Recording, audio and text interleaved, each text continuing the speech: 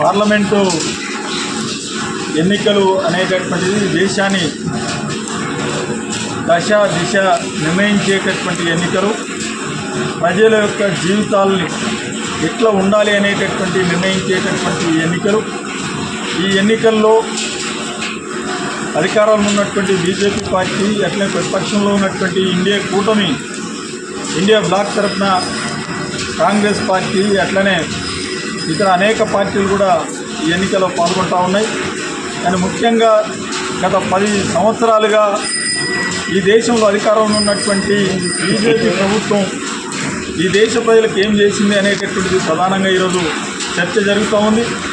గతంలో ఎన్నికల సందర్భంగా ఇచ్చినటువంటి హామీలు ఏ ఒక్కటి కూడా అమలు చేయనటువంటి ప్రభుత్వంగా ఈరోజు బీజేపీ మిగిలిపోతున్నటువంటి పరిస్థితి ఉంది.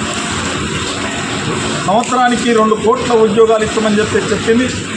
అట్లనే ఇవాళ స్విస్ బ్యాంకులో ఉన్నటువంటి బ్లాక్ మనీ అంతా తీసుకుని వచ్చి ప్రతి ఒక్కరి అకౌంట్లో 15 లక్షలు ఇస్తామని చెప్పింది. నిత్యావసర సరుకుల ధరలు తగ్గిస్తామన్నది. అట్లనే ప్రభుత్వ రంగ సంస్థల్ని కాపాడుతామని చెప్పింది. ఇట్లా అనేక హామీలు. రైతాంగాన్ని ఆదుకుంటాం, రైతుల ఆత్మహత్యలు లేకుండా చేస్తాం, వ్యవసాయం సంక్షోభం నుంచి గట్టెక్కించడానికి స్వామినాథన్ సిఫార్సుల్ని అమలు చేస్తామని చెప్పేసి ఇట్లా అనేక విషయాల్ని ఈరోజు గొప్పలు చెప్పినటువంటి బీజేపీ ఏ ఒక్కటి కూడా అమలు చేయనటువంటి పరిస్థితి ఈరోజు కనిపిస్తూ ఉంది. చాలా దుర్మార్గమైనటువంటిది. ఈరోజు 2 కోట్లుగా సంవత్సరానికి 2 కోట్ల ఉద్యోగాలు కాదు కదా, ఈరోజు ఉన్న ఉద్యోగాలు ఊడగొట్టినటువంటి ప్రభుత్వం ఏదైనా ఉందంటే ఈరోజు కేంద్రంలో ఉన్నటువంటి నరేంద్ర మోడీ ప్రభుత్వం తప్ప ఇంకొకటి కాదు అని చెప్పేసి ఈరోజు కనిపిస్తూ ఉంది. అట్లనే ఇవాళ ఈరోజు ప్రభుత్వ రంగ సంస్థలన్నింటినీ కూడా ఈరోజు లక్షల కోట్ల రూపాయల సంపద, ఈ దేశ సంపద అయినటువంటి ప్రభుత్వ రంగ సంస్థలన్నింటినీ కూడా అమ్మేస్తూ ప్రైవేట్ పరం చేస్తూ పూర్తిగా ఈ దేశ ఆర్థిక వ్యవస్థనే ధ్వంసం చేస్తున్నటువంటి పార్టీగా బీజేపీ ఉంది. ఇవాళ ఈ దేశంలో ఉన్నటువంటి కోట్ల మంది ప్రజలు ఈరోజు బీజేపీకి నరేంద్ర మోడీ కనిపించట్లేదు. కేవలం అంబానీ అదానీలు మాత్రమే కనిపిస్తున్నటువంటి పరిస్థితి ఉంది. కార్పొరేటు శక్తులు మాత్రమే కనిపిస్తున్నటువంటి పరిస్థితి ఈరోజు కనిపిస్తూ ఉంది.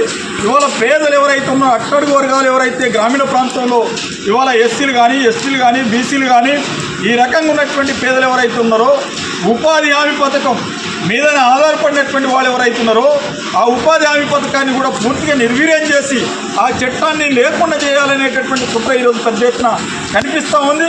ఈరోజు బీజేపీ వచ్చిన తర్వాత ప్రతి బడ్జెట్లో నిధులు తగ్గిస్తూ వస్తుంది తప్ప ఎక్కడ కూడా ఉపాధి హామీ కార్మికుల్ని పట్టించుకునే పరిస్థితి ఈరోజు కనిపించట్లేదు. అందుకని